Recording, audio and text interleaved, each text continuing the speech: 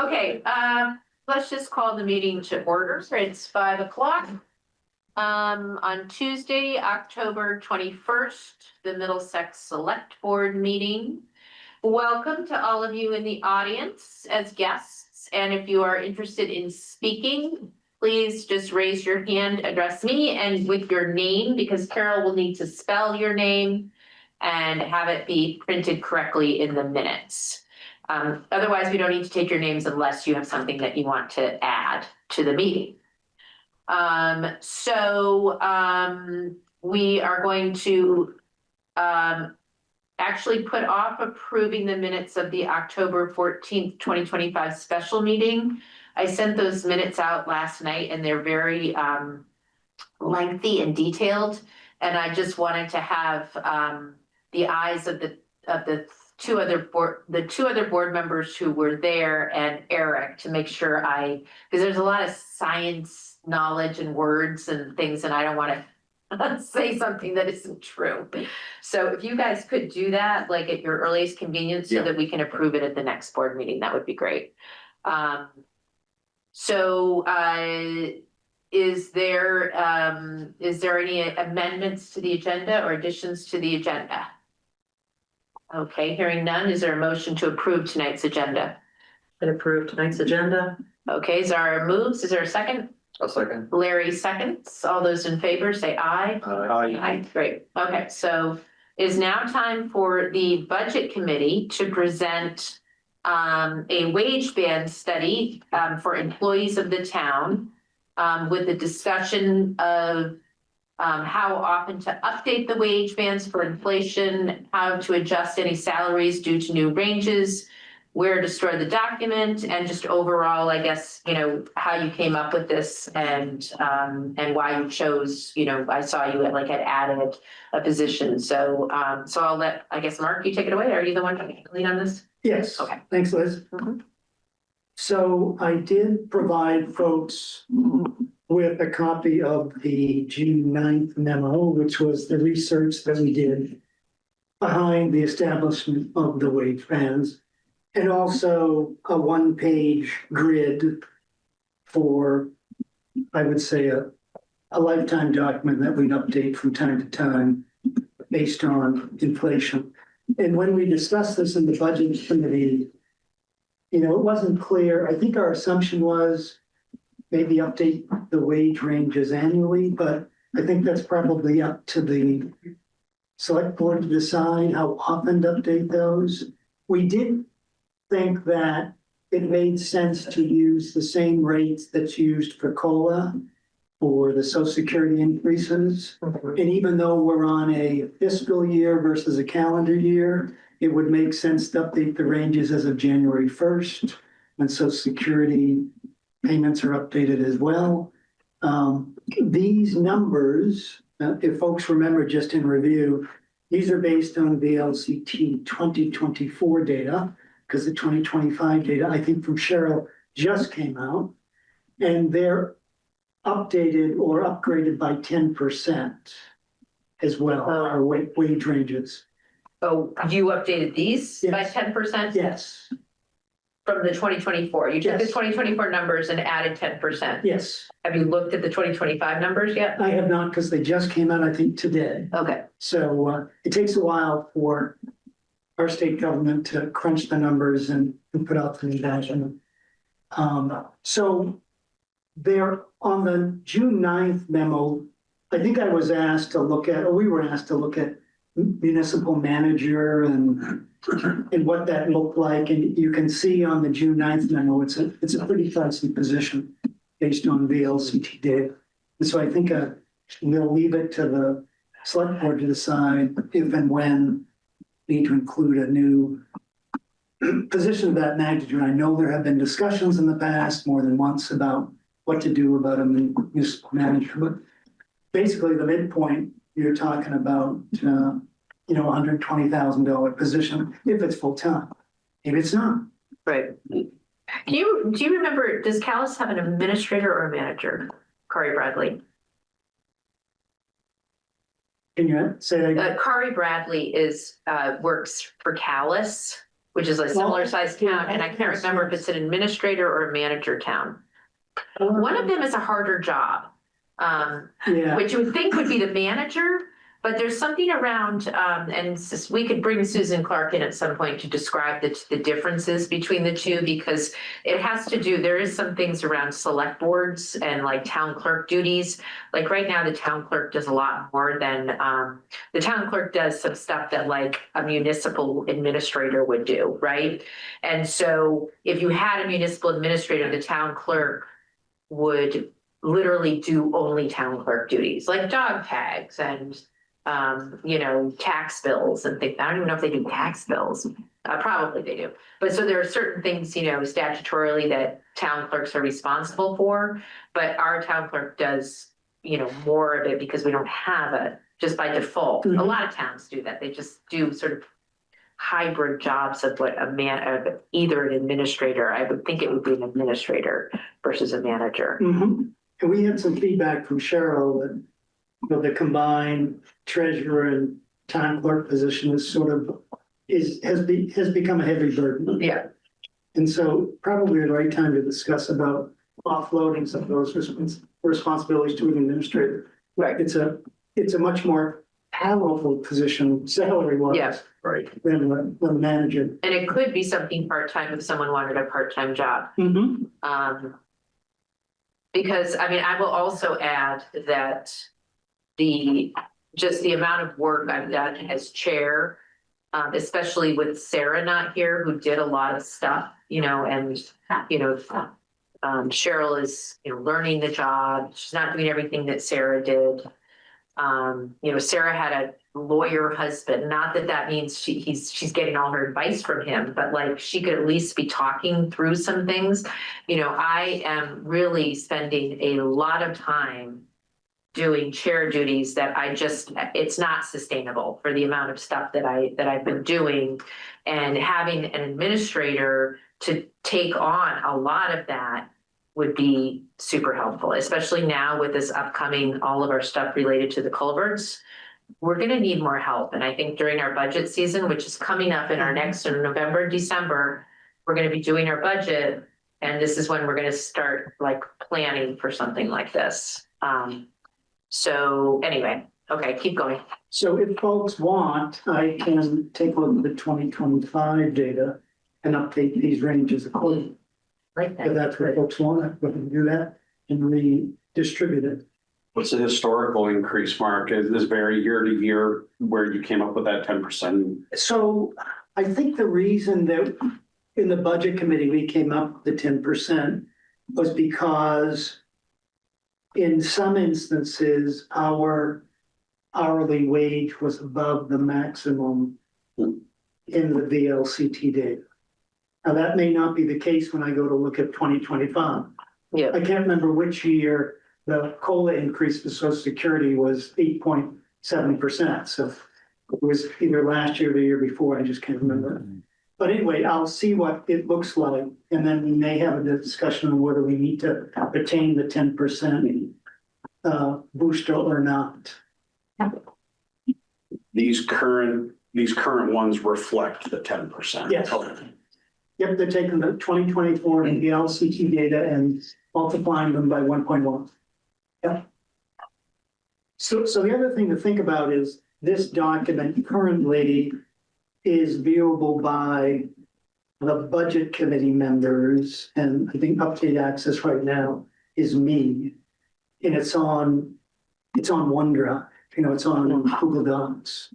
Question is where we want to move it to make it secure. And I'm just assuming that when the select board decides what the frequency is of updates to this document, that the budget committee would go in and update it and then again, republish it for folks well in advance of budget time. Wouldn't you think it was every year if the state is coming up with it, or is that too much? So I think that's a discussion, to have amongst the select board. Our initial reaction was, oh, let's update it every year, but it depends. If you have if we get back to under 2% inflation rates, and most of our wages are within the bands, you may not have to do it every year. Yes, sorry. I have a question. I feel like there's a lot of misinformation about this piece and hurt feelings, and I'm not quite sure what it is or where it's coming from. Okay, I haven't heard that. Is there anyone that feels that there's hurt? Jay and Ben, you're here. Eric, I mean, I didn't really even see the numbers. okay. I just want to make sure everybody knows that this is something that the budget committee has put together just as like a thing in a book. So when we are hiring people in the future, we know wages, and we're not going to take anything away from anybody. Right. Jay? I was just curious, I was a little misinformed myself as to what it was about. That's why I came, Oh, okay. rather than calling somebody and making a fool of myself. I just figured I'd make a fool of myself in front of everybody. That's why I wanted to address it, because I know when you guys are here, you want better information, and I don't know kind of what spun out of control with this, but it's just something that we put together for something that Sam started so that we would know the wages in the future as we hire people on or as the town expands, that we just kind of keep up with the information. Yeah, I just might add, I think one of the factors that went into this was when we hire new personnel, we don't want to just hire them in at the same wage as everybody else necessarily, right? We want to have a wage range that's wide enough so that folks can be hired at a wage that's commensurate with their experience in the position. So it's really, the other thing is it's to allow town employees to grow in the range. So the ranges would be updated, and this would prevent, in most cases, people from being priced out and said, oh, I'm sorry, we can't give you a raise anymore. So it's more just advancing the concept of a range so that people can comfortably expect that they can get raises every year without being maxed out. I also would add that I think this also spawned from the concern that we had. It was Randy who kind of brought this up, which is, historically, we've combined positions with one person to make it a full-time position. But there may come a time where, someone who's doing treasurer work and select board assistant, for example, is that, or, maybe they're doing that and they're getting, the wage of a not select board assistant, like town clerk assistant or something like that. Maybe they're doing, getting paid a higher salary and the same hourly rate, but then you're going to split the job up with two different people. And so you don't want to necessarily give, you want to know what the salary is for a select board assistant. You want to know what the salary is for a town clerk assistant. You want to know what, and then we know we go through these sort of negotiations where it's like, okay, Cheryl came in with lots of experience and, she was doing town clerk and treasurer, right? And so, you kind of work that out, but this is a guide for us to know, one, also, are we competitive, right? It's not just, what is our wage range, but making sure that we're not grossly under or grossly over for that matter. So We don't lose you to Worcester. right. Well, it helps clarify even from the start on a supervisory level, that when Steve and I were in charge, we hired guys, and a lot of times we didn't really know what that starting range was. There was a lot of misinformation, like we didn't know a lot of that. So we would kind of base where our guys are currently versus, things like that. This is also, we can use this, a lot of positions in other formats are advertised a salary range. And that really just heads off a lot of people right from the get-go. So this is, as they said, nothing to do with current. It's more looking forward. This is helpful for generations to come in all facets. Yes, Shelley. Just a couple of questions. It's coming up toward the budget season. Was there a survey to make sure that our guys that are working out are getting paid with what's getting paid on the outside world, like for other towns? so that it's fair of what they're getting paid. Or like, say, if we got some of our guys that are doing the grader and the excavator and got the C and got more than some, like she's doing everything, like doing more than some of the other just CDL drivers, are they getting compensated accurately? I mean, it's just a thought.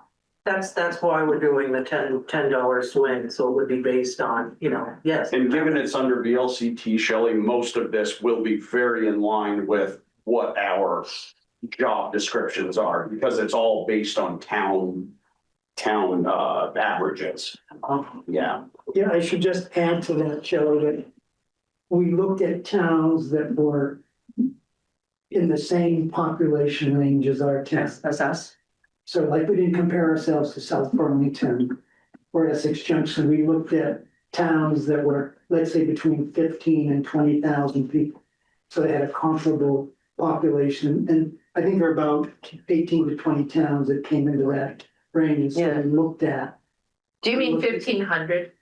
We only have Yes. 1,500 people, not 15,000. Oh, yeah, about 7. 1,700, I'm sorry. Yeah, okay. I'm sorry. So between 1,500 and 2,000 people. And so that's what we did and looked at. I think there were 18 or 20 towns that fell into that.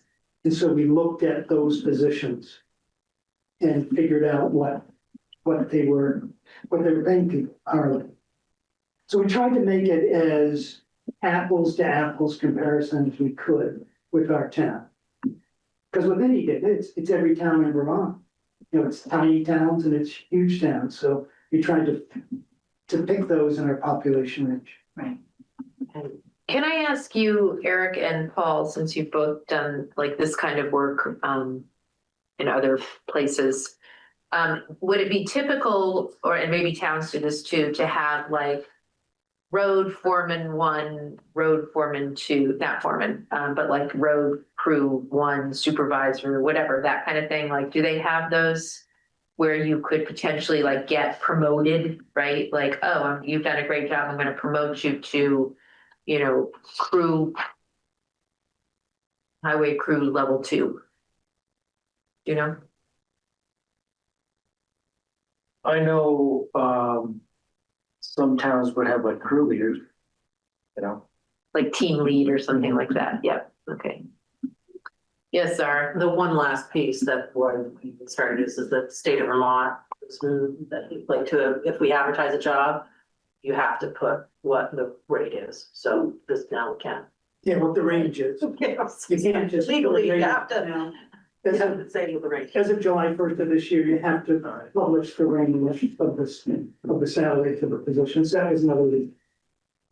And I'll just add as a reminder that salary hourly rate is just one part of the benefits package, and to really understand the value of what you're getting at the job, you also want to consider what you're getting for health insurance benefit, retirement benefit, any paid vacation, all of those things that time off, the Fridays off in the summer, those things that add to the overall picture. So I don't want to say take this, I don't mean you can take it, the hourly rate at face value, but also keep in mind that there are other factors that may make our rate might be lower than Callis, but we may overall have a better package than Callis because of our benefits and what we're paying for healthcare and all that kind of stuff. So, and that was not done here. It's just the wage study was done. Just one thing, do you still do that? Do you still present a page of like what the value is for a position? I think you just did that when you were, Cheryl, I'm looking at you. Oh, You never did that? Okay. I thought you did during that. Okay, so Dorinda did that, like where she would say, this is the salary for the year plus all this adds up to this amount is your total compensation. Yes, Larry. The question was similar to that, but does the state of VLCC have that information where we can see the value of everyone's total compensation? Yeah, I think. Or I can check, but Oh, okay. Yeah, I can check what other documents might be available. I have a spreadsheet that I can forward to you that I use. Okay, great. When was that during the? I think that was maybe 3 years ago or 3 or 4. It's just basically, it was, it starts out with their salary and it would change every year if the insurance went up. Or if, and that was based on what plan they were on. Right. And then it had in all the taxes that was the town absorbed. And if they were getting 2 weeks, 3 weeks, or 4 weeks worth of vacation. Are you talking about that part, this part of the budget, the sheet? 'Cause we didn't have that. I think it's in a separate one, but maybe it's the. Yeah, I think it's in, because there's something like that in the budget thing. It don't say, it has. No, I think it's a different one, but it's on that laptop, so you can pull it up Okay. and send it to you. Are there any other questions for the budget committee? This is great, Mark. Yeah, thank you. That's, Super helpful. Please. Yes, Ben. Like I said, I'm not starting anything. I'm just saying, my daughter's 19 years old. Just got hired at a neighboring town. Great benefits package at $4 more than I'm making. What is she doing? Is she working on a road? Yeah. Wow. I couldn't believe what some of the, like I said, I'm not bitching, Yeah. I'm just saying, some of the Okay. neighboring towns, what they're offering is insane right now.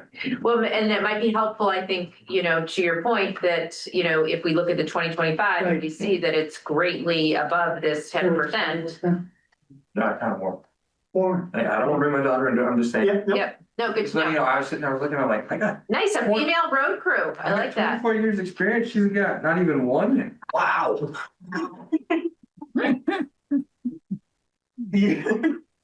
The package was insane when she brought it home. I couldn't believe it. That's great. Good Which for is her. good for her. Yeah. Trust me. I'm not mad about it. I just said, good for you. Yeah, no, good to know. And, thank you for bringing that up. That is definitely good to know. Any other questions or comments for the for the budget committee? Alrighty, thank you, Mark. Thanks, Mark. thank you, Mark. Appreciate it. So Mark, do you think, do you want to just give us another copy and we'll have it ready when we're doing our budget talk? So I don't think we need to put it as an agenda item, but we can have the updated Yeah. I'll turn it around version. well in advance of November 11th. Okay, yeah, and I don't know the exact date on that because that is something we have to discuss. November's a very busy month. We have election, then we have Veterans Day, which is Tuesday. I think is it always the 11th? Is that why it's a Tuesday? Yeah, okay, so, and then we have nothing, and then we have the week of Thanksgiving, which would be nice to not have the meeting the week of Thanksgiving.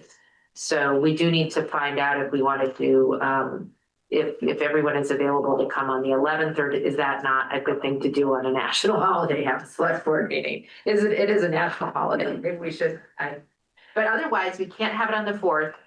The 11th is the next week. We could maybe change it to a different day. I don't like doing that, but that is a possibility if we changed it to like a Wednesday or something like Yep. that. Because I don't want to skip, we need to start working on the budget. I agree. Yes, So, maybe just a different day that week would work. okay, all right. So we'll talk about that at the end of the meeting, but we need to firm up when our meeting is gonna be. So, and I think it'll be 2 weeks in a row, you guys, so that we don't have to be on the week of Thanksgiving as well.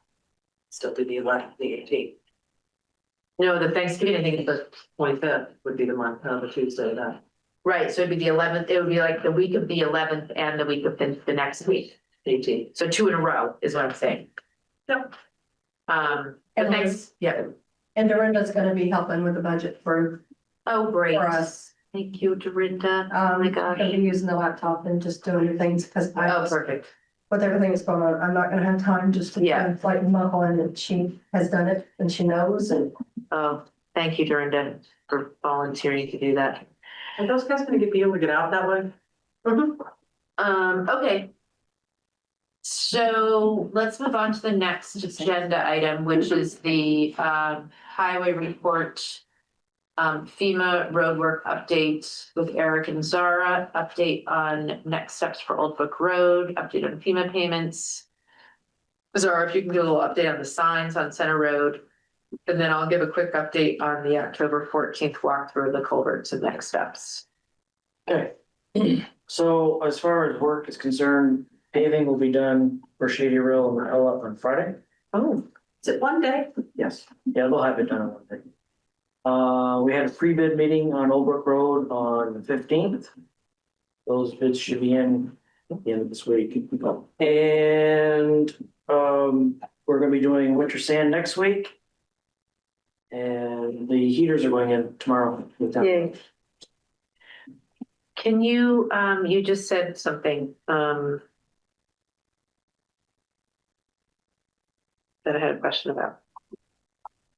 Heaters going in? No, right before that, what was it? Town pit, sand, winter sand. No, right before that. The signs, no, Meeting Paving, with, paving. Oh, Old Brook, do we have all the necessary permits? I believe they are all been filed. Okay.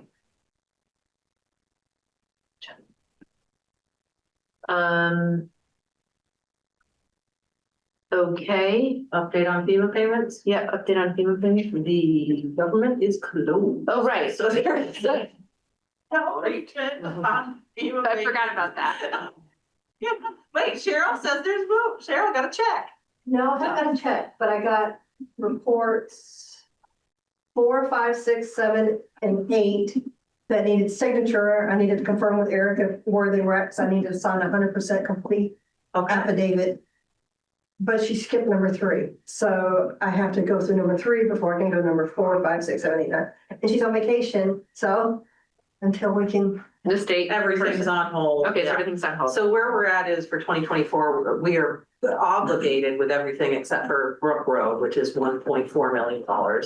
And for the 2023 flood, we've got obligated everything except for East Hill, Lower Sunnybrook, and Portal. But East Hill and Lower Sunnybrook, they were pushing through. Right. So, And she did all those reports all in one day. yeah, She just skipped number 3. and that's another 1.6 million for 2023. That should be headed our way. Okay, Can you repeat those roads again for 2023? East Hill, Lower Sunnybrook, and Portal. Norton. Norton is, we got paid for it. No, we got paid for it. We just have to do an extension. That's not complete. Right, so I do have to file some extensions for 2023 and then for 2024 as well. Which is fine, we have until the 31st to fill it out. I'll be done this week. okay, any questions about FEMA payments or anything? Okay, the signs on Center Road, Zara? Eric's our hero. One of the things about going out on October 14th is I was able to speak with Michelle Redmond and she said, you guys can put whatever signs up you want. And Eric was like, great. You put the stop sign Back back? the stop sign right Oh, back great. up. And then for another meeting, we would like to potentially discuss, instead of a yield sign at the end of Molly Supple, putting a stop sign. Oh, What's the now, you? That's me. it's a yield, yeah, At a T intersection. yeah. I stopped. We could put it on the agenda. You want me to do Like that? December or January, whenever. Yeah. Well, I mean, do we want it to be before it freezes? To get in the Just Put ground? it on the yield sign post. Yeah, Oh, right. so take down yields. So. That's thinking. That is thinking. I'm thinking here you are digging a hole. All right, so let me just write this down. It's a different post. Yeah, it's not gonna be.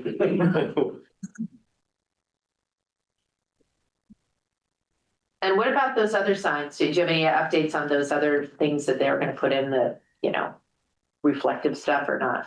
Everything, oh, it is? Everything's completed. Oh, I It's not- felt like I saw so many sticks, but I didn't see anything. Oh, yeah, there's just Yeah, small. arrowed up. The window. Oh, is it? Yeah. Okay, And little white. It's now on metal sticks, right on the top of metal. It almost feels like they'd always been there. Now that they're there. They just want us to mow around more objects. Good times. at the Don't bottom. worry, we'll knock them over. You will.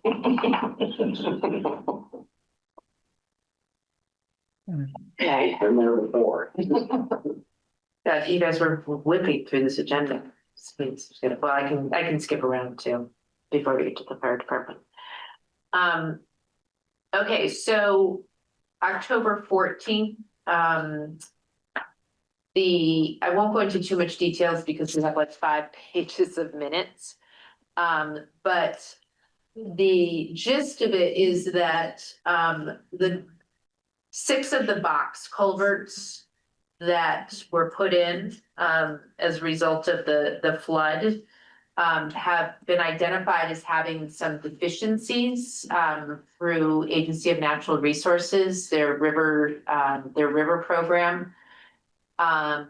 And for almost all of them, one of the big problems is the type of stone that was used, inside the culvert.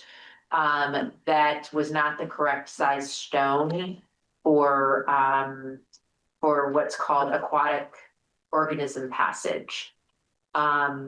So there are, each culvert has a list of things that need to be corrected. Some are more serious than others.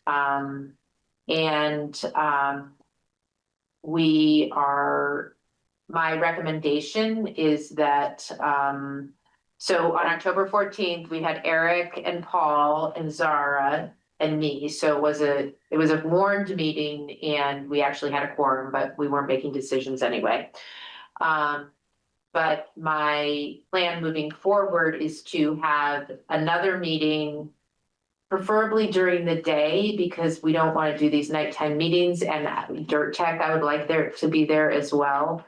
To really, hash out where we think Dirt Tech needs to make corrections at no cost, where corrections may need to happen at our cost.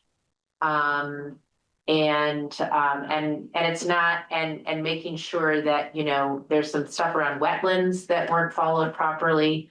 And just making sure that we are going to be able to get out of this deficiency that we have right now. This affects, funding, future funding, it affects potentially FEMA funding, and it is not a small deal. And it is something that we're gonna have to deal with over, the rest of this fall into next year as we make these changes. Yes, Sarah. One thing that we did discover with talking to FEMA is they're not going to be calling back money from obligation because they weren't specific with the stone Okay, in their write-up, so they're not gonna be that's very good taking news. back $1.5 million. Right. Liz, unless the board has any objection, I'd like to make time for Eric and I and even Zara to get together and perhaps consolidate and put together a plan and like an approach to move forward with Dirt Tech and fixing these And doing that things. first, yeah. Doing that first, and that can be very soon. Yeah, and yes, and that's fine, but our lawyer has suggested that we make everything public. Yeah, So yeah. we can Yeah. make it a warrant meeting, and it really what they're called are like informational meetings. So yes, that's fine, I think that's a good idea for Yeah, sure. and more just so it's not a 4-hour meeting of in the weeds. Yes, yeah, Type of things, because a lot of them are very easy fixes that can be done, and I'd rather just. get the, okay. Yeah, So, yeah, that's great, and I would like to come to those as well, because I feel like I'm gonna need to be, aware of what's going on. So as soon as you guys come up with a time, just let me know. If we can do it during the day, that would be easier. I don't know if that works for you, Paul, with your job, but I'm pretty flexible, so. We can actually skip, Tom, is Tom here? Yeah. So let's skip over to, let's skip over to the planning commission because this kind of falls into also the planning commission instead of going to the fire department because we're a little early for the fire department. Are you the only one coming? Sounds- Is he on? Yeah, so we'll wait for him, yep. So is anyone else coming for the planning commission, Tom, do you know? Okay, all right, so we're gonna skip over the fire department for now and move to the planning commission. And so the planning commission is applying for a municipal planning grant. Tom, I don't know if you want to just give a little brief, here's the overview Right, of what you're applying for. right. Do you wanna Yeah, just- this pretty much says it all. Okay, And it's not like we've decided any of this yet. Okay. It's basically ideas and we'll flesh it out if we get the grant. And even if Okay. we don't get the grant, there's stuff that we'll still be able to do. okay. So really, they want to update zoning, update the natural resources section of the town plan, modify zoning to allow greater density and more flexible standards. So there are, so generally these grants have like I think it's a 10% match. That's right. And you know, they range from like, I don't know, 5 to 25,000, depending on what you're actually applying for. And you're probably gonna be, are you gonna be asking Central Vermont Regional Planning Commission to help you with it? Yes. Okay, And they help put together the work program and the budget. okay, yeah. And so they would be the people who probably helped with this updated zoning as Yeah. well, yeah, okay. So really it's a way for us to be able to pay Central Vermont Regional Planning Commission to do things for us, is through this municipal planning grant.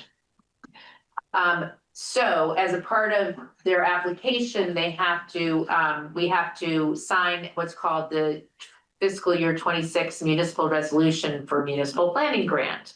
And so this resolution, we need to make a motion to approve signing the municipal resolution for their planning grant application. And then we need to hand sign this so that she can include it, or Tom can include it with the application. Including with this, that I don't think I mentioned in the agenda because I think it sort of came later, was in addition to this municipal resolution, we have to sign what's called the Act 154 Good Standing Certification that certifies. So when I read this, I was like, oh, I'm gonna need some guidance on this because I have to check a box that says either one, we're in good standing with the Agency of Natural Resources, and we're not a named party in any administrative order, consent decree, or judicial order relating to Vermont water quality standards issued by the state or any of its agencies or departments, and is in compliance with all federal and state water quality laws and regulations. Or I am not able to certify that the applicant is in good standing with ANR for the following reasons. And so I included, I said, see attached draft minutes and slideshow from ANR to the town of Middlesex. The town of Middlesex is working on corrective action with our contractor, ANR, and we'll be reaching out to wetlands for guidance on remedies for deficiencies. So that's what they told me to do. Central Vermont Regional Planning Commission told me to just include information so that when they're looking at it, they can say, oh, you know, we know this is happening. Looks like they're working on remedying it, or they have a million applications and they say, let's leave Middlesex for a year to figure out their problems. So, does anyone have any questions about that? Okay, hearing none. Is there a motion to approve the signing of the fiscal year municipal resolution for the municipal planning grant application, as well as the Act 154 good standing certification that has been checked? I am not able to certify with supporting documents. Is there a motion? Sure, I'll make that motion, what you just said. Okay, did you get that? It's like, yeah, It's approving the fiscal year, we have plenty of time. The fiscal year 26 municipal resolution for municipal planning grant. and the Act 154 good standing certification with the box checked. I am not able to certify that the applicant is in good standing. And attached and supporting documents. Okay. So Larry moved, I'll second. Zara seconds. All those in favor of said motion, say aye. Okay, so Tom probably wants to take this, so if you guys can sign this now. Sandy's already signed this one.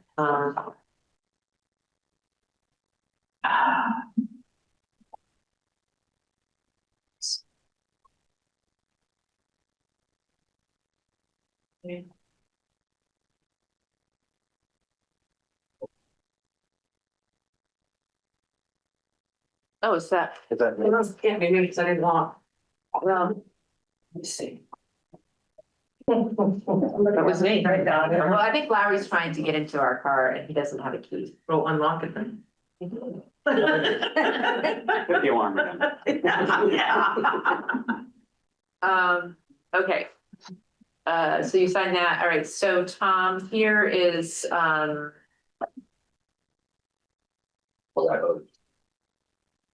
here's a draft of the minutes and everything's double sided. So if you're scanning it, make sure that you're scanning the double sided. And then you can give you that. All I right. signed it. You did. Pretty good. All righty, let's check that off. Oh, but no, but wait, there's more. There's more. Can't leave yet. We are appointing Tom Jackman to serve as acting zoning administrator when current zoning administrator is not available.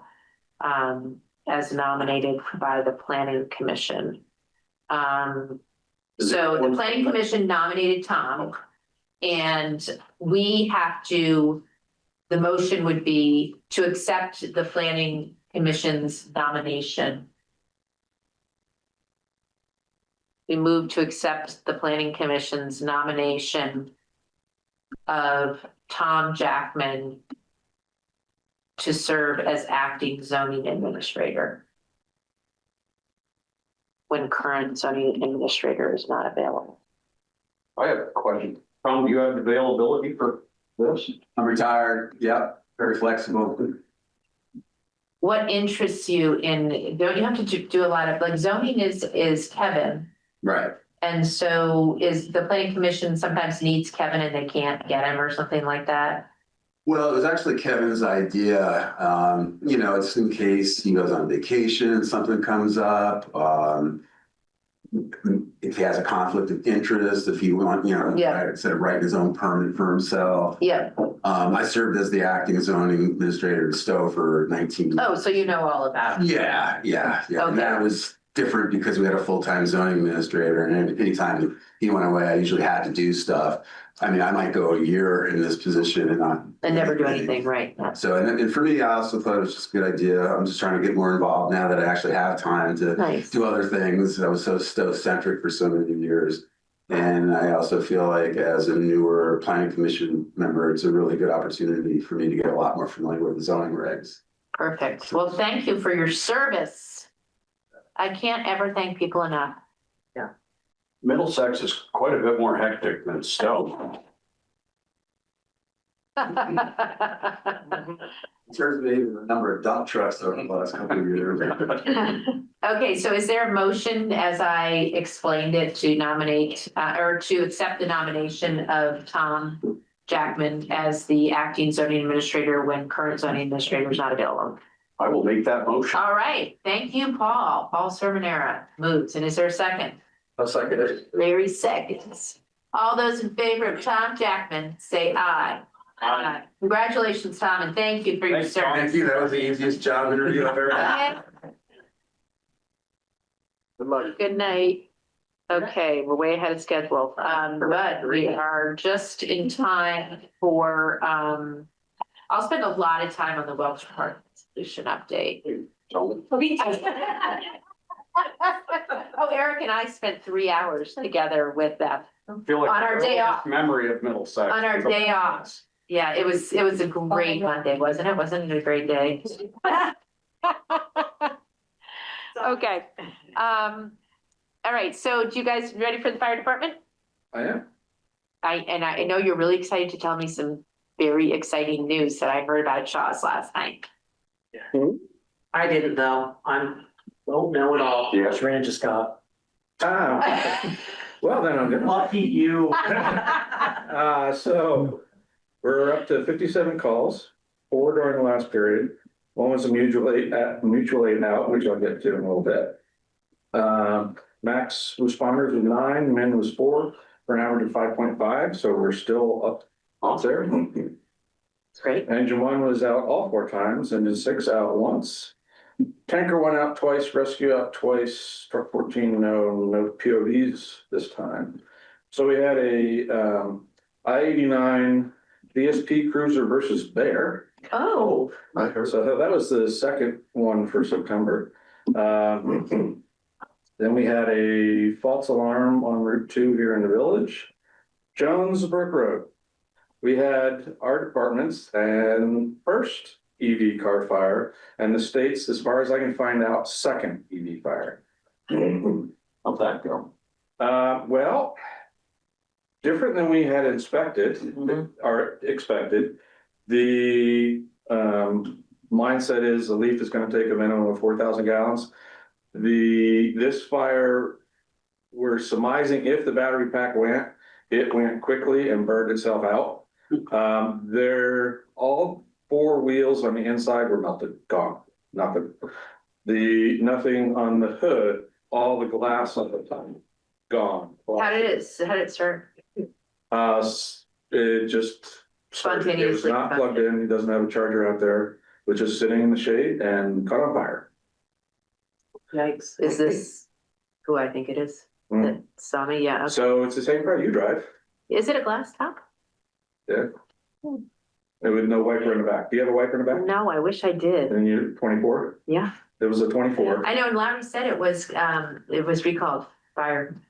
There, I saw that the 24 wasn't included, there was like the 20 to 23, 21 to 23. I think we have the 24, but I'm not sure actually. So we ended up not using, I think maybe about 2,000 gallons. Yeah, probably. But when we got the call, it was an electric vehicle.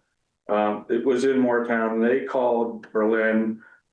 I initiated Waterbury with Waterbury's tanker and Waitsfield with their 3,000 gallons. So we had on the way between us was 3,000. Moortown was 2 at least, maybe 3. 3,000 from Berlin, 3,000 from Waitsfield. All that water was used? No, that's what we were anticipating needing Oh, before we got a water source started. So okay. our mindset is electric vehicle fire, get water moving as fast as possible because we're gonna need a lot of it. The mindset is of putting an electric vehicle fire is to cool down the rest of the battery pack so all the other cells don't run away and ignite. Also, if you have an electric vehicle fire, you're looking at tow by a certified electric vehicle tow company. And then they take it to someplace to put it. The latest mindset is it goes in a shipping container, it's filled with water. They can reignite up to 3 days after the fire is out. So that's what we learned from the fire that day. And then we had a grass fire on Brook Road. 9 responders to that one. Fortunately, did not jump the brook and go up the hill. It was during the middle of Don't Burn. So, It's on a cardboard, would be okay. so that was our fire department. We had a total of 15 fast squad calls. 14 of those were medical onlys. Training was low angle rescue. So where you're down, somebody's down a hill and you're pulling the sled up the hill, practicing that. And then, repairs, nothing, purchases, nothing. And I filled you in on the notes. Right. We have a 2025. It is recalled. Okay, well, we're shorting Monday out. recalled 10 cars for fire risk. Shorting out the battery pack. Don't park it near the house. Parking near the old fire station. Just thinking outside the It's, box. it's parked next to our garage. We don't park it in the garage. Keep it away from the house. I am sorry, Jeff, but I only have so many places I can put my car and I'm gonna have to take some risks. Bottom of the driveway. Would you like to know what Lowry said when I texted to tell him the story? He's like, oh no, terrible, and just what Jeff Koons expects. So yes, there are more internal combustion engine car fires than electric vehicles. But when you look at less than 1% of the vehicles and Yeah. The track record and gas is. Well, never fear, we're not going to have an electric car, not explode, that's not the right word. An influx of them because there are no more tax credits. Before we got there, the witness was saying it was shooting off like fireworks. Wow. And the front motor, there really wasn't much of that left. It's crazy. I saw a picture. It was absolutely charred, like a charred car. Something to keep in mind You wouldn't too. even know what kind that it was. Try around it. Right. I mean, it was absolutely charred Yikes. and no idea how it started. Yeah, and I'm surprised Hyundai didn't want it back so they could Yeah. analyze. The other problem is that when all the insulation burns onto wires, we have no idea what's hot and what's not. So it's like, well, we're not touching anything. Yeah. Um, I thought he said it was brought up to Hyundai. Maybe I'm wrong. I Yeah, didn't get the final destination. but, Nobody was hurt. yeah. That's our. And it didn't start a forest fire. Yeah, And it didn't start a forest fire. Yeah. Yep, there you go. because Jones Brook was basically dry. So we were in the process of setting up down a 3 mile bridge. Yeah, they were able to establish down there, but we made the decision, okay, we don't need it anymore. So did you say this was the state's second electric car As park? far as I've been able to find, when I was searching around, there was a a Chevy Volt down in, Putney. That caught on, that started smoldering. They were able to get a tow truck, and lift it up and shoot underneath it to cool the battery pack down. When we got to the car, all four wheels and the car was on the ground. So it was, I mean, there were pools of aluminum. Yeah. That's interesting. Yeah. And it wasn't even a hot day, you know, because sometimes because like one of my cars has to cool itself down because of the battery. So it automatically will just, you know, you're not in it, you hear the fan go on and it cools itself down, especially on really hot days. Yeah, and it was in the shade. Yeah, but it wasn't cold. I mean, it wasn't hot. No. It was just regular day. Well, if anything, it was a good experience. So And it was. you lucked out for a fire department that you got to have the electric car fire. Okay, are there any other updates for the fire department? Are you guys back online with the furnace? Right? Oh, yeah, Yeah. Our electric bill would have been, I mean, our electric bill was through the roof. Yeah. I just probably want. We were out 3 weeks on electric fans only, and then they got the system up and running. Okay. Alrighty, well, thank you for that update. Thank you for coming. It's now 5:52. I tried to keep it here. How's your grandbaby?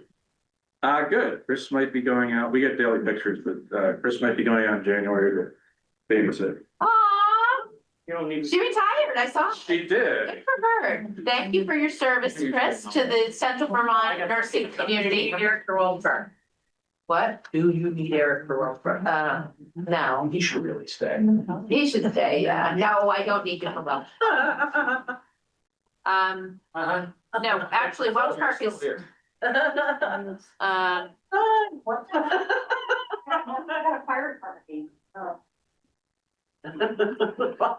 so I'm just gonna quickly bring up my email in case there's something that I need to look at.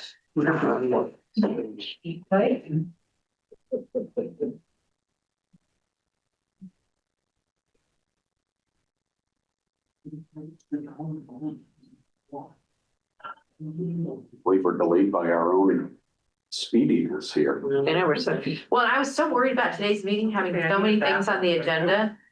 You were worried A little too? bit. Okay. I'm a little worried because there's, no adjournment. No, there is adjournment for Board of Civil Authority. That's still authority, but not for the select board. Yeah, it is. We're adjourning. Oh, for. No, it's separate- because they're- Well, just I- it's Welch Park. No, I'm No, we're not not adjourning right adjourning now, now. but We're he going says to there's no, adjourn. he's kidding. I mean, he's not kidding, but he's. That's okay, Liz, I need a bathroom break before the 6:30. Yeah, me too. Yeah, Okay, do you want a bathroom break right now? Yeah. anything to avoid Welch Park. Yeah, what is it, Welch Park? That's okay, in the middle of our meeting, I can wait if we want to do Welch Park, and then. I have to use the bathroom too. Yeah. So let's. Well, do we need to wait for Carl? No, I don't think so. So here are two things. From an I Aston? hope not. From Correspondence. Aston? Do you have his cell phone? Sure, yeah. Yeah, because These are we're correspondence. 20 minutes ahead of- Vet nails would like to have their liquor license. Oh, right, okay, yeah, let's do that. Okay, Because that's a timely thing that okay, you can go ahead. they sent that to me today. Okay, yeah, that's fine, yeah. And then here's the other thing from Mitch is that they, remember the thing for the Winooski Natural Resources Conservation? He did get that grant for that. Oh, he did good, okay. Yeah, and so he wanted to let you know that Okay, perfect, I'll put that under other Correspondence. correspondence, perfect, thanks. and both of them Uh, came right before we came upstairs. okay. So we're just gonna take a 2-minute break for that. By next week, we should be ready for. No, no. Is it supposed to snow? No. Sunday, Okay. they said could be, No. Sunday there's traces on pine, Okay, but the town should be ready for. yeah, Fine. the, better sand, you mean. the We're not- time changes soon We might have too, fall sand back. doing it, but we have, the trucks will be ready. I know. We can sand it for all. That's just like the summer flu, the fall is fine, Okay. fall Do flying. you need to use the bathroom later? Okay. I'm holding the fort down. Yeah. What, are they gonna wait to open the bids for the road work at the next select board meeting, or is that just? I don't know when the bids are due. He said that he was hoping they were coming in next week. I mean, I'm getting concerned that it's now the 1st of November. Yeah, And like he said, there's not on our road probably, but there is snow predicted. And, yeah. is that what we do? Are we required to do that at a meeting to open them up? Yeah, normally it has to be in open, I believe. To open it? It does not have to, it just has to be a warned meeting, it does not have to be a select board meeting. But I think she has to stamp them When they come in, received right. via email, mail, or hand. But it's the select board has to make the decision. Yes. anything. Well, because they just had the They pre-bid. had the meeting on the. The pre-meeting, right? Yeah. No business. Wednesday. Because I'm like thinking, oh my God, I've been. Okay, so Carl Van is coming. how do we find, oh, he is coming? Yeah. Oh, so I can't skip over. I asked him. Oh, you did? Um, I mean, that would be just, because then it would be, that's another. oh, we can go over this stuff. Because if you're not having Yeah. a select board meeting till the 11th of November, that's. Right. Well, maybe we can have it, where it is a, special meeting, you know, just during the day. Yeah. And, They can be as fast as. yeah, does it need to be a quorum? The select board has to vote on it. The select board has, wait, what are we voting on? Which wins the bid for Old Brook? Wins the Yeah, bid. but you're saying the opening of the bids, so we're expected to open them and also review them? She I open them. she opens them and stamps them Yeah, for accuracy of receipt. yeah, and then what? At that point, she could go as far as compiling them and putting them in a tablet, tabulator. We can then review, But that's what this meeting is. This is a review meeting. That's not gonna take, that's gonna be more than half an hour, isn't it? Is it only one job? I guess it depends how many bids. Yeah. What do you mean by tabulator? you would get basically, contractor A price, Oh, contractor okay. price. But what did we use for FEMA? Remember we did it for Dirt Tech and we had like criteria, we had a rubric. Steve did that. Yeah, I don't know what the rubric is. Yeah. Do you? It can be whatever you want. You can do whatever you want. I mean, my biggest thing would be contractor availability. Yeah, That would be number one. That puts a certain amount of them in a category. yeah, you're right. Okay. After that, pricing, exemptions, you know, Okay, yeah. do you have something like that at your office that we can copy? No? We must have the old. You must have one that we use for. I can. Yeah, I'm sure Steve would give us whatever he uses. Okay, can you write that down so you don't forget? I don't, Well, I would forget, Cheryl, if it were me. I wouldn't disagree with, Paul, but I almost think the bids have to be open in a public meeting. But I kind of recall that too. I think it is. I think Okay. we have to I recall open that. it in a public meeting. I think that's the purpose of having a That's the bid. purpose of it. So they get opened in a public meeting, maybe you stamp the unopened envelope when you resell it. And then it gets opened in a public meeting and then the rubric, we just handwrite it, we say name of company. That, okay. If you remember when we had, well, when you all had done the original bid in 23. Yeah. 23, all of the numbers were presented. Vic read them aloud. Yes, I remember this. Read them aloud. We went through item by item. Yeah, I remember this. Yeah, Woman owned, veteran owned, Yeah. blah, blah, blah. Make it Yeah. nice. I don't think we have to do that anymore. I don't think we do that anymore. You don't have to do all that. No. yeah, you might. But let me just say, I think that if you and Zara and I could be there in a day, a daytime thing, then Larry and Stacy don't have to worry about being there. Right. But it has to be quorum. Okay, Yeah. so let's just, before Carl gets here, let's just move on to some other business at the end. Which is signing of the orders, which are somewhere, are they? Okay, yeah, orders. And then also we have some correspondence. Mitch would just like us to know. He says, I would like to take a moment to share some good news for the town. A couple of months ago, I partnered with Daniel Koneman of the Winooski Natural Resources Conservation District and Clark Amadon of the local Trout Unlimited chapter on a project in which we applied for grant funding to support an engineering study to develop a design for river access at the Walter Kelly Park here in Middlesex. Wow. I would like to thank you for your support on this project. For the attached confirmation letter, we have been awarded a grant funding in the amount of $22,751. $22,751 to undertake this work. Dan K, as I'll call him, needs to do prep work in order to see the funding release. I expect that we will meet soon to plan a project timeline. I'm happy to provide updates as this project moves forward. So what this could mean though, just for you, it's more work. Things like,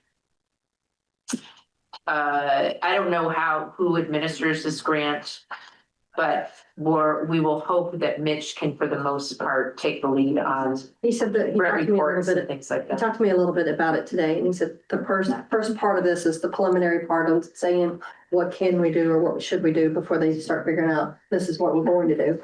And then they'll get input from town people to figure out what makes the most sense. But basically it's down at Welch Park and they have that, it's like a 3-foot drop to get access down to the bottom. Yeah. So if they can do that, they can open that up to do like fishing derbies and things like that. Yeah. Okay, yeah, that's cool. So congratulations, Mitch, and thank you for sharing that good news. And then we do have a last minute liquor license for Bent Nails, which is moving into where Chico's was.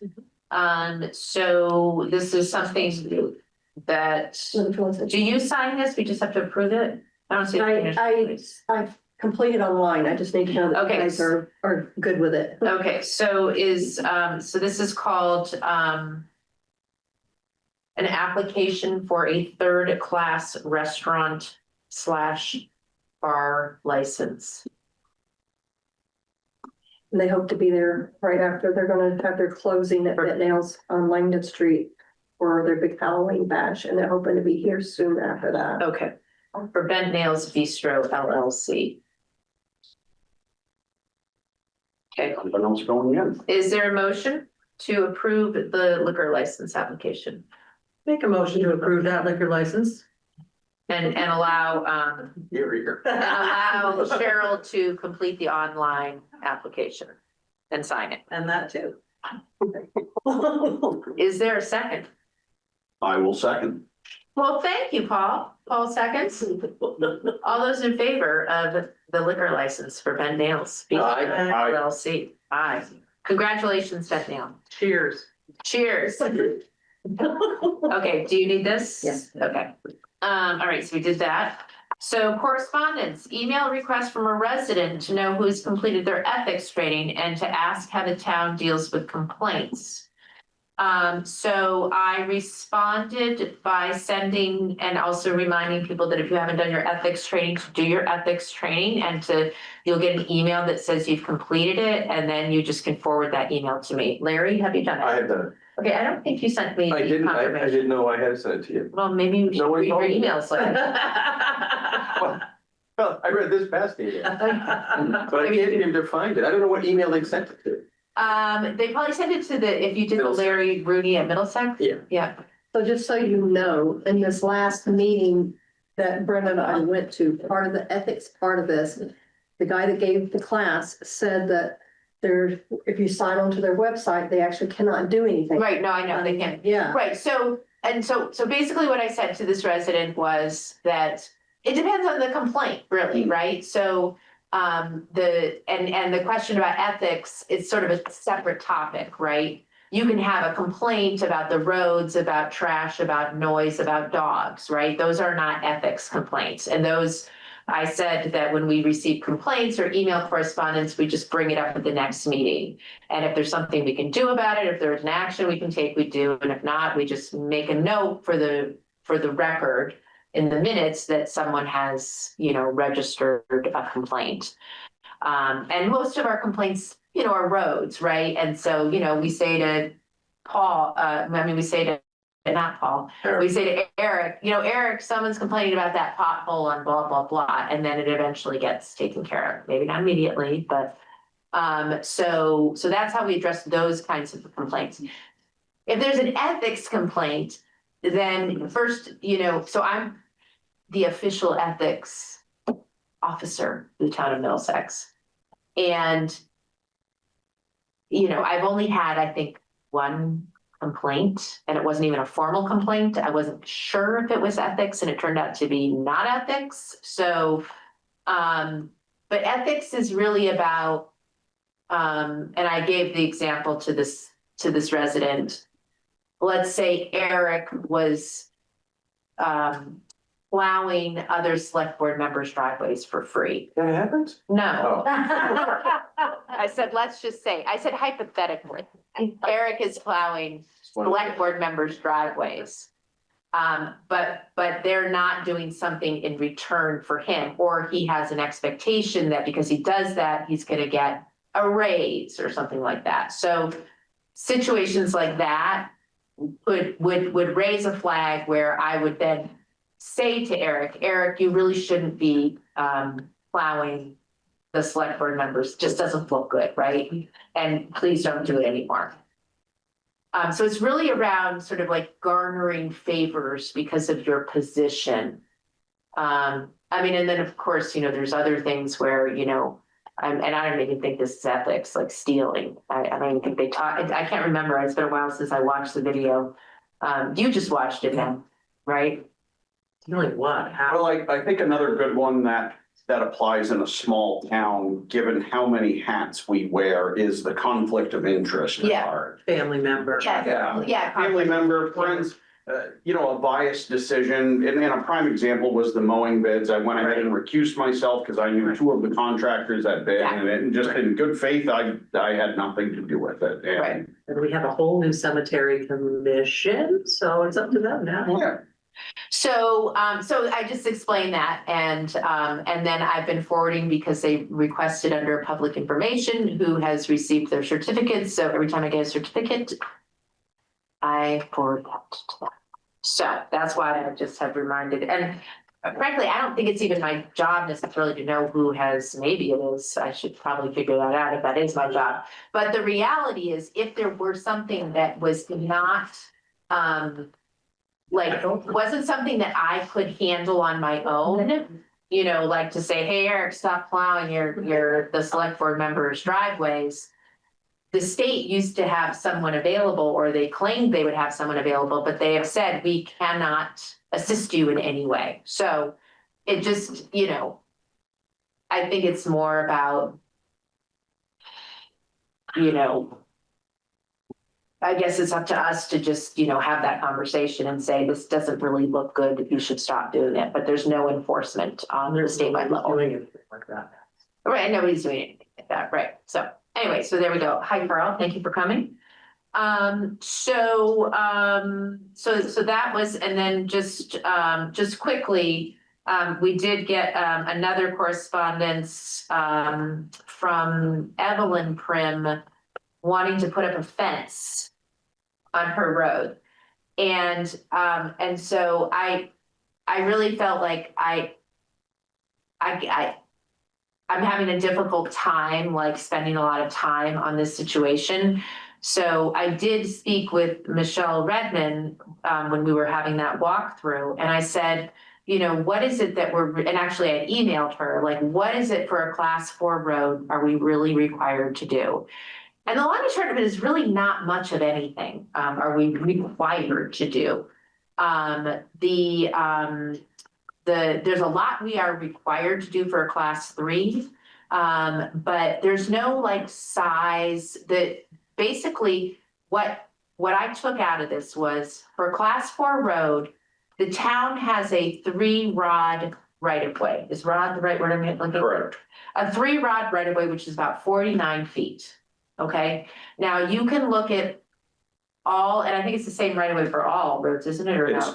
Yeah, so for all roads, right? So you can look at any road and say, okay, this is a class 4 road, and the road itself is only 10 feet wide. I don't care that it's 10 feet wide. As long as it's passable, it could be 15 feet wide, it could be 20 feet wide. Our right of way is 49 feet, and that's all we care about. That if we're gonna be maintaining the road or doing a grading or anything like that, we have a 49 feet passageway in which we have a right of way, you have a right of way, the neighbors have a right of way to use this space. Now, if you look at any road out there in the world, there are mailboxes in right of ways. There are, you know, someone's little lawn trinket in a right of way, right? Because that's just the nature of the land, right? So as long as it's not interfering with sight and traffic going through. That's why we said, Sam, we don't care that you have a fence Within the right of way. It's not in the way of a car going up and down the driveway. And so I haven't responded to Evelyn, but I will say the same thing. Don't make it a solid fence that no one can see through, because we don't want a dog jumping over and, you know, making it a hard sight line for cars. Cars need to be able to see around them, right? If you want to put up a little fence, wire fence, that's fine, but know that it's in our right of way, and we may end up plowing it over or grading over it because it's too close to the road. Or asking you to move it like we had. Or asking you to move it because it's in the right of way, but as long as it doesn't seem to hinder, like Sam's doesn't bother anyone driving, and this doesn't bother us. And so basically the other thing that this brings up, but it's not really warned, but I mean, my recommendation is, because it's class 4 road, we don't need to, if the road has no major problems with it, we don't need to be spending our time on that road right now. I would agree. So, but I will leave that up to the road crew, because that's what their job is. Their job is to deal with the roads when they see it that they need to be dealt with. Okay, so now we are at the Welch Park Association dissolution update. So on 10/13, Cheryl, Eric, Carl, who's present here. Thank you for joining us, Carl Balin, Bailin. And Matt Oates was representing Benderson. So I learned a lot in that meeting, Carl. Thank you for sharing all of the information there in the 3 hours that we spent together, going over every single word in every document that we had to make sure that it all made sense. And so, so long and short is, and I will do the long and short because it is so not interesting that we just want to make it as light as possible. So Welch Park Association includes a lot of lots, like up to 8 lots, I believe. And the association, 2 of those lots, which is what brought me to that Board of Abatement meeting that you emailed that I sent you. 2 of those lots, lot 2 and 7, were owned by the association. And so what's happening now as we dissolve this association, Carl's taking lot 2. Fenderson is taking lot 7. And they will, moving forward, and you listeners here can hear this story, moving forward, when this dissolution happens, it's going to trigger ownership of these lots to these guys, these 2 lots to Fenderson and to Bailing. And each lot will have to be assessed, like go and do a tax assessment. What happened many years ago from 1993 when this started, I think that's when it started, lots 2 and 7 were owned by the association, but like Middlesex owned lot 8 and lot 4, I think. Fenderson owned some lots, Balin owned some lots, and these 2 lots were owned by the association because they have things that are sort of shared in common on them, right? So they never were taxed. They never got a tax bill. Welch Park Association never got a tax bill. So over these last 20 years, no, more than 20 years, 30 years, right? 30 years? 30 years, those lots have never been taxed. We are not going down a rabbit hole of trying to figure out who owes what for the past 30 years. So we need to have a Board of Abatement meeting to. There had to be a determination by the select board because there's not even a CAMA file on them 2 properties. So There's not what? they're inactive files, so there had to be a determination somewhere along that they were not gonna be taxed. Oh, Because there's not even a CAMA file on them properties. They're inactive files in our system as common areas. So someone made a determination. someone made a determination at some point, so maybe we don't need to. Oh, well, no, if they're gonna be purchased now by Mr. Van, then yeah, then now they're gonna be taxable, but at that point. Right, so that's, well, so this is what I would suggest, that we still do a Board of Abatement, because we may never find that information. And what we don't want to have happen is down the road somewhere, we say to Balin, hey, you owe us for the last 30 years of taxes, right? They need to be free and clear when they buy this property. So I think that's, that makes sense, but there doesn't seem to be any institutional knowledge of that or where we would find the minutes regarding that. No one's gonna spend hours looking through old. So what we could do is abate, he used a term that I used in the email, I forget what it was. Anyway, that would be the reason why we're abating these taxes. So what will happen after this dissolution is,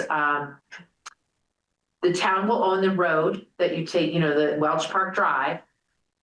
Town will maintain it. We'll own our own lots that we already do own. Balin will have lot 2. Fenderson will have lot 7. We still have some easements because of the fire pond. So we'll still have easements to that. There still will be a little billing that may happen, right, Carl? Like you guys might bill us for repairs that might need to happen on the easement lots, or no? The town will have no easements onto lot 2. Now Benderson will have lot 7, and the fire pond is on lot 7. Okay, And the fire pump is on lot 7, which feeds the fire station. So that's where the easement is. Also, correct. yeah.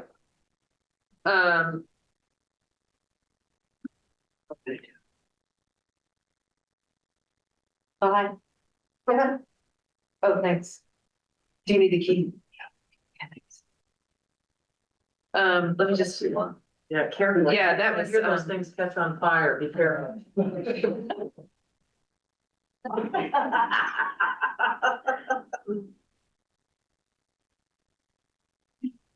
Please go to my sent emails here. I had it up. I don't know what I did with it.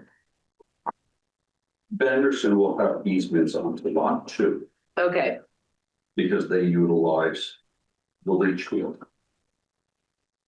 Is it a shared leach field, Carl? Between Benderson and myself. Okay. okay, And lot 2. Actually, lot 2, lot 3, lot 4. okay. All have access to the field. Benderson, which is the one. And please correct me if I'm wrong. Benderson is lot 5? That isn't working out. I were talking to staff. No, I need to open up the, The attachments. Yeah. They actually, they're that's good. oh, yeah, so the long and short of it, there need to be some quick claim deeds, for Welch Park Drive to the, so this is actually what I'm asking all of you. There's a lot of, sort of background stuff that's gonna be done, and we're gonna ask you to trust me. That when I present you these things, that they've been done correctly. The lawyers will have looked at them. So we're working with the association lawyer on the changes that we identified that needed to get done. So Eric and I and Cheryl, you know, went through all of these documents, which included some quit claim deeds. You know, we found a few errors here and there, things that needed to get corrected. So we've given it to the lawyer for the association. We've also given it to Rob Halpert. You know, Benderson has their lawyer that does one section of it. So at some point soon, in the next 2 months, we're going to be voting to sign all of these things, or have me sign all of these things on behalf of the town. And then there's like 5 things. There's 2 quit claim deeds for the 2 plots. There's a quit claim deed for lot 7 and there's a quit claim deed to get to make the road now the town road. There's a maintenance and easement agreement. That was the big thing. So that's around like what we have the easements for. And that was a big, that took a lot of time. So there are some things that like we are gonna have to help pay for, some stuff with Benderson. But that's like, you know, oh, the pump house needs to be repaired or something like that. And so we'll share the costs of them. And those costs, that's all divvied up and figured out as far as cost share and all. Well, it's like, we decided to be 50-50, like it's all written in there, Okay. like what we'll pay for. And yeah, so before, and then there's another document, which is the,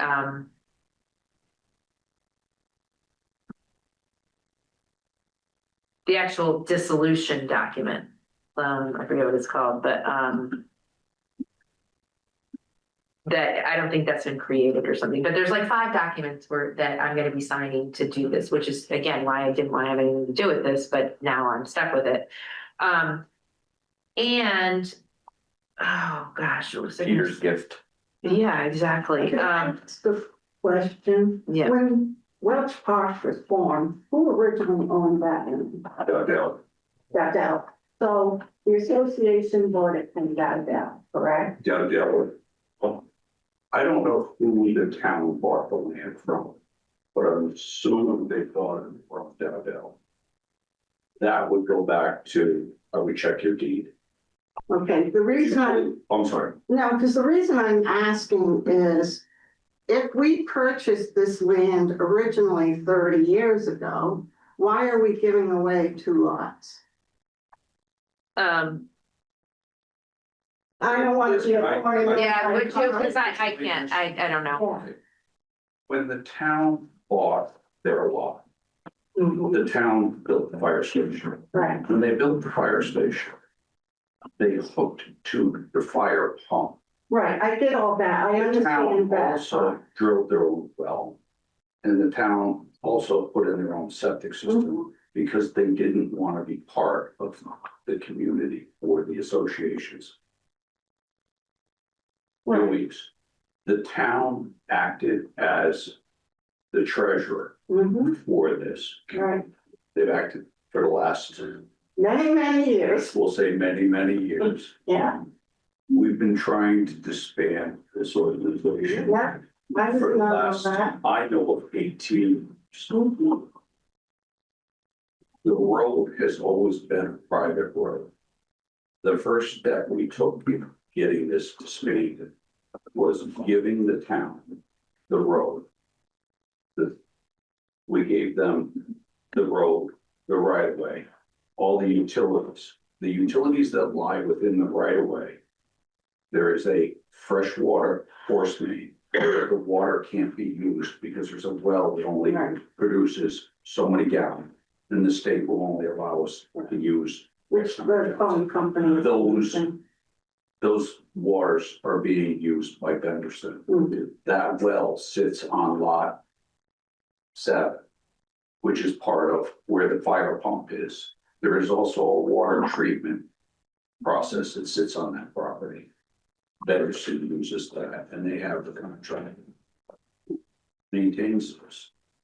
That it's the craziest darn thing.